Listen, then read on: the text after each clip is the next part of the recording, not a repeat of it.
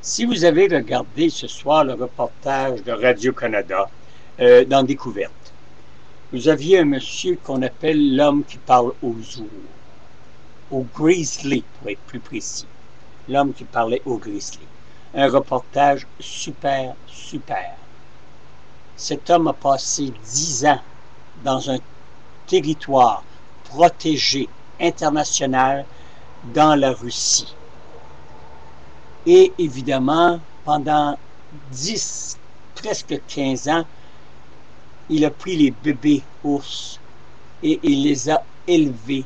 Il leur a montré quoi faire. En réalité, il était presque une mère pour ces ours-là. Et après 2 ans ou 3 ans, il les libérait et les ours, évidemment, reprenaient leur vie quotidienne, comme s'ils venaient de vivre avec leur mère et que là, la mère les laisse aller pour leur autonomie. Il y a une dizaine de crottés qu'on appelle des chasseurs, des braconniers, pour être bon précis, braconniers, qui ont tout tué les ours sans exception. Pratiquement, presque tous les ours, sans exception. Ça vous démontre comment ce qu'est l'homme. Écoutez, on est dans un territoire protégé internationalement, puis on a laissé faire des choses pareilles. Maudit baptême de vierge. C'est écœurant.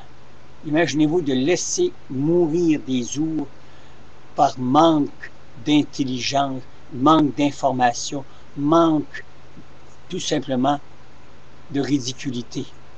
Parce que les ours, les grizzlies, si vous les aimez mieux, sont pas plus méchants que certains humains. Même sont peut-être mieux que certains humains. Je vous l'ai toujours dit que l'être humain est plus intelligent souvent que l'homme. Malheureusement, il est mal compris. On en a fait pendant des années, des gorges chaudes. On tuait les ours pour des riens au Québec, au Canada, partout dans le Canada. Et évidemment, c'était répandu dans d'autres pays. Cet homme a consacré sa vie. Il est rendu à 87 ans, cet homme. Et pour lui, les ours sont encore, évidemment, d'une grande principauté dans sa vie. Il ne vit que pour ses ours. Bon, ben vous auriez vu que c'était épouvantable. Il est revenu au Canada, parce que c'est un Canadien, c'était le fun. Et je voulais vous en parler, parce que si vous avez vu ce reportage, c'était super.